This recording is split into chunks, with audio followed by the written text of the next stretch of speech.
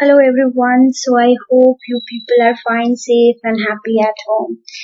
So today as you can see on the screen that the chapter which I'm going to start is the chapter 5 of history, which says all about when people rebel 1857 and after.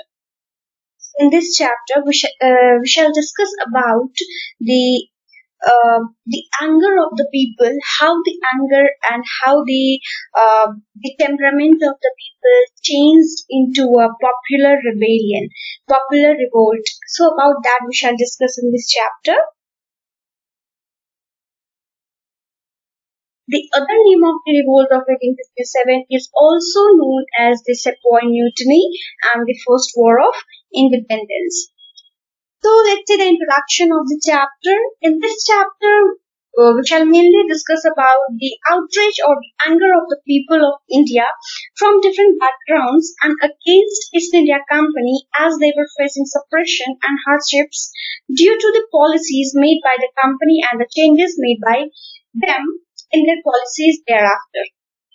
So basically, as I told you that we know that Britishers came India for the purpose of trade and how slowly and gradually they started capturing the territory. They started implementation of the new laws just for their selfishness. They started introducing different laws to capture the territories. So that that about all those things which I'll discuss in this chapter, that how the peasants or the sepoys or the Indian people they faced lots of problem just because of the Britishers and how their anger changed into a rebellion. So the first thing that is in this chapter is the policies and the people. So policies. So in the previous chapter, we have looked about the policies of the East India Company and the effect they had on different people in many ways, especially the people like the kings, queens, landlords, tribals, sepoys, and the peasants. In the previous, try to relate these things from a previous chapter as we have studied about the different kind of laws or the policies implemented by the British government in India just for their selfishness, just for capturing the territory, just for taking the properties and revenue collections and everything. So in the last chapter, we discussed about the how they got the Diwani for Bengal and how they started collection of revenue from implementation of different like settlements, permanent settlements, the Mehalwari settlements and the Ratwari settlements. So basically, their motive was to gain more and more profit from India, more and more revenues, more and more taxes from the people, from different Indian people. Just because of that, many Indian people, the villagers, the artisans, the craft persons, every person, like many of these people, they left the village just because of the Britishers. So about all those things we have already discussed. The first thing that we are going to discuss, the first topic in this chapter is the Nawab lose their power. So what happened in the 18th century? Since the mid 18th century, Nawab and Rajas had seen their power erode. They had gradually lost their authority and honor. Precedents have been, especially in many courts, the freedom of the rulers reduced. Their armed forces disbanded and their revenues and territories were taken away in stages. Means as in the first four bullets you can see, in short, it is written here that in mid 18th century, what happened? At Nawab, they lost their power. Not only they lost their power, but also they lost their honor and authority. Freedom of rulers were also reduced. The freedom of the rulers of Indian people or the rulers of India, that freedom was also taken by the Britishers. Revenues and territories were taken away in stages. So by implementation of different laws and policies, the British government always tried to took over the territories and the revenue. Ruling families tried to negotiate, like for example, Rani Lakshmibai of Jhansi. How, like if you remember, during the time of the doctrine of lapse when it was introduced by the British government. So at that period of time, the Jhansi ki Rani Lakshmibai, she tried to give her give her territory to her son after the death of his husband, but it was not approved by the British government, as it was not at all relatable to the doctrine of lapse, the policy which was introduced by the British government, the doctrine of lapse. So on that policy only, the Nana Sahib, the adopted son of Peshwa Bajirao II, so he was the adopted son of Peshwa Bajirao II, he tried to take the pension of his father after his death, but it was also not approved by the British government, as it was not at all relatable with the doctrine of lapse which was introduced by the British government. So next week, as you can see on the another bullet, it is written that Awadh was one of the territories annexed. In 1801, a subsidiary alliance was imposed on Awadh. In 1856, finally it was taken over. So what was it? If you remember, in the last class, in the last chapter, we discussed about the subsidiary alliance, which said that.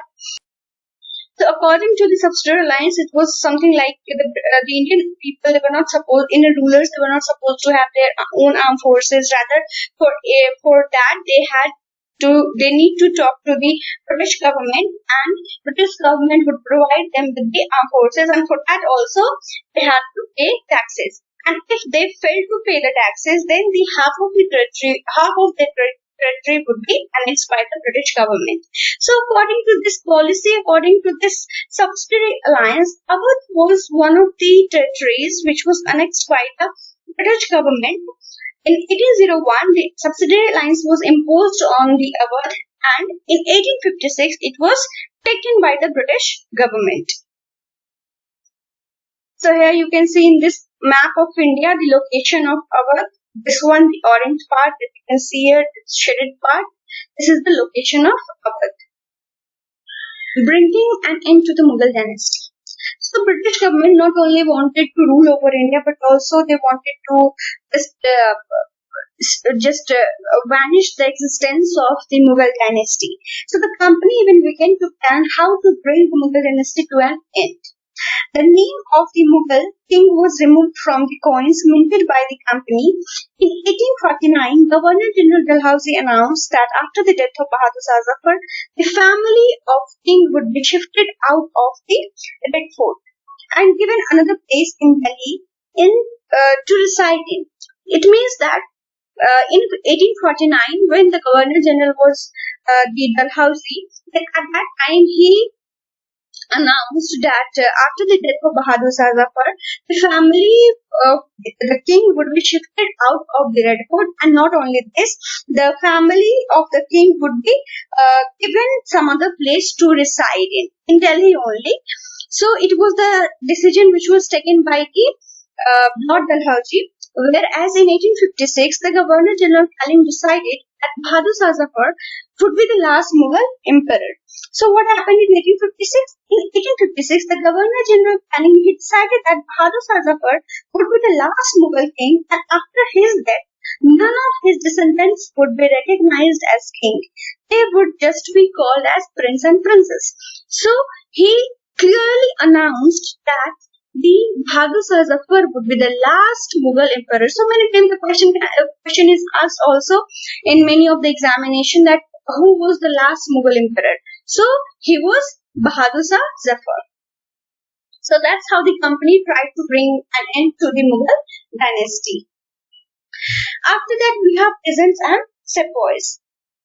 The peasants and the zamindars were unhappy because of the high taxes and the rigid methods of the revenue collection, failed to pay loans, so lost their lands. The Indian sepoys were discontent about their pay, alliance, and the conditions of the services. So simply the thing was that in the countryside, peasants and the zamindars resented that the high taxes and the rigid methods of the revenue collections. Many of the peasants and the zamindars, they failed to pay back their loans to the moneylenders. And gradually what happened? That they lost the land, and they had killed for the generations.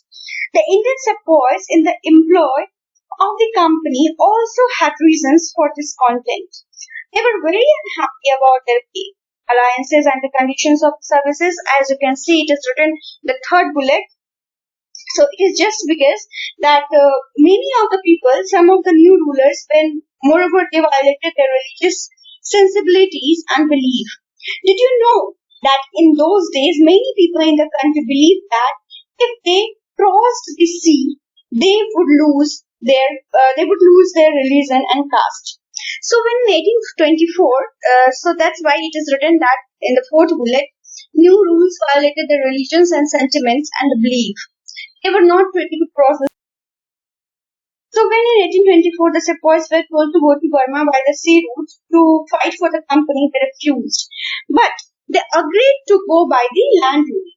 They were severely punished, and since the issues did not die down, in 1856 a new law was passed by the company for the overseas services. So which said that which stated that every new person who took up employment in the company's army had to agree to the service to serve overseas if required. So the anger of the peasants quickly spread among the sepoys. The sepoys also reacted to what was happening in the countryside. Many of them were peasants and they had families living in the village. So the anger of the peasants quickly spread among the sepoys. So that's how the peasants and the sepoys they reacted. And next we have the responses to reform. So it is all about what kind of response the company got after trying to change the Indian society. So as you can see here, short blitz is written that Indian society to be reformed, laws to stop the practice of sati, encourage widow remarriage, English education was promoted, 1830 Christian missionaries was allowed to function freely.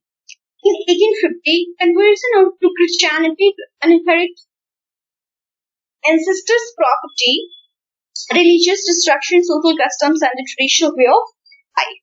So the Britishers believed that the Indian society had to be reformed. The laws were passed to stop the practice of sati and to encourage the widow remarriage. English language education was actively promoted. So after 1830, the company allowed Christians missionaries to function freely in its domain and even own land and property. In 1850, a new law was passed to make conversion to Christianity easier. This law allowed an Indian, according to the law which was passed in 1850, so this law stated that the Indian who had converted to Christianity to inherit the property of the ancestors.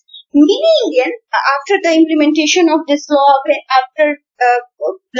the law was passed by the British government, then many Indians began to feel that the British were destroying their religion, their social customs, and their traditional way of life.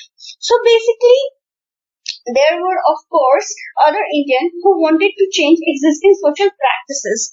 So here, simply the thing was few things which was done by the Britishers that was quite good, quite good, and even it is good for us right now as well. Like the Indians, the law to stop the practice of sati and even encouragement of the widow remarriage, implementation of the Western education system. Although everything they did for their own selfishness, but somehow it is helpful and it was helpful for all of us. But yes, what happened that everything, every action and every step which they were taking, everything was just for their profit, their gain. They never thought about the Indian society in reality. Here you can see the picture showing the sati system and how the widow remarriage means. Here you can see widow, and here you can see after even the encouragement of the widow remarriage. A mutiny becomes a popular rebellion. So first of all, what is mutiny? So when soldiers as a group disobey their officers in the army. So mutiny means the small scale of the disobey or small scale of the anger, how it become a popular rebellion. So that's what we shall discuss. A very large number of people begin to believe that they have a common enemy and rise up against the enemy at the same time. For such a situation to develop, people have to organize, communicate their take initiative and display the confidence to turn the situation around. So after 100 years, company faced a massive rebellion. So what happened? That such a situation developed in the northern part of India in 1857. After 100 years of conquest and administration, the English East India Company faced a massive rebellion that started in May 1857 and threatened the company's very presence in India. Sepoys mutinied in several places, beginning from the Meerut, and a large number of people from different sections of society rose up in rebellion. Some regard it as the biggest armed resistance to colonialism in the 19th century anywhere in the world. And as it started from a small scale, started from the northern part of India, and then gradually this mutiny became a popular rebellion and popular revolt. So how it started and how the actions were taken by the sepoys and what kind of thing happened. So that we shall see in the next part, which is from Meerut to Delhi, which we shall discuss in the next video lesson. So I hope till here you people will study, you people will listen carefully, and so just be updated, and we'll see you in the next class. So have a good day, everybody.